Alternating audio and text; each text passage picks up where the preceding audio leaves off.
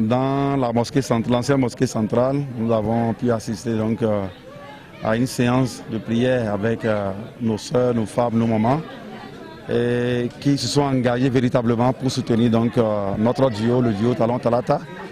Et j'ai exhorté donc nos mamans au fin quels conseils leurs enfants de ne pas se lancer dans des questions de violence, ni dans la provocation, ni céder à la provocation. Je les ai invités, je les ai conviés elles-mêmes à sensibiliser les sœurs et les mamans qui ne sont pas venues donc à cette prière. Et je pense que le message est passé. Parce que nous sommes restés, elles ont prié, elles ont prié, elles ont prié. Elles ont prié pour le pays, elles ont prié pour le président, son gouvernement. Elles ont prié également pour que notre pays puisse continuer par être un pays de paix. La seconde étape a été donc la mosquée Abanikani chez Cheikh Mokhtar, où il a été question, tous les étudiants arabes qui sont rentrés, on continue de les appeler étudiants arabes, mais il y en a des gens qui sont de grands imams qui sont rentrés, ils ont décidé de faire une prière. Donc ils ont lu le Coran tout entier et après ils ont prié pour le pays, pour que notre pays connaisse la paix en cette période sensible, parce que la période électorale est toujours une période sensible. Ils ont prié pour la paix. Après ça, nous avons rencontré donc en face du CHID du Borgou.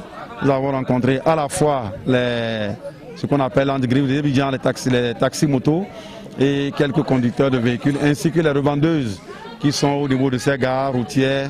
Et ensemble, nous avons échangé sur le bien fondé donc, du programme d'action du gouvernement, ce qui est fait et ce qui reste à faire, ce sur quoi également le gouvernement s'engage pour les 5 ans à venir.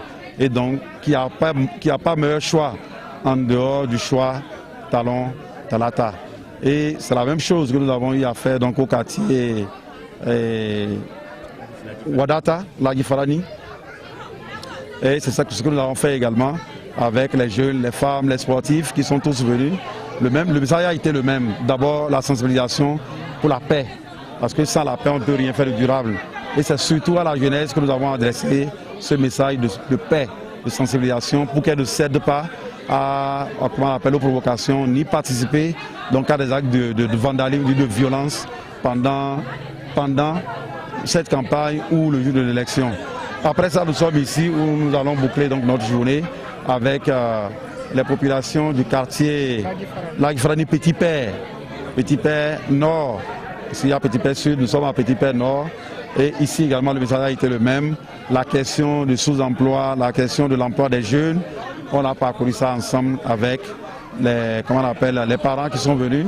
Nous avons échangé sur le programme. On leur a donné quelques brochures donc, pour qu'ils puissent aller lire, pour voir que toutes les préoccupations qu'ils avaient sont contenues, que ce soit dans le domaine de l'eau, de l'électricité, de la santé, de l'emploi des jeunes. Tout est contenu dans le programme d'action du gouvernement que le duo Talon Talata a concocté pour notre pays pour les 5 ans à venir.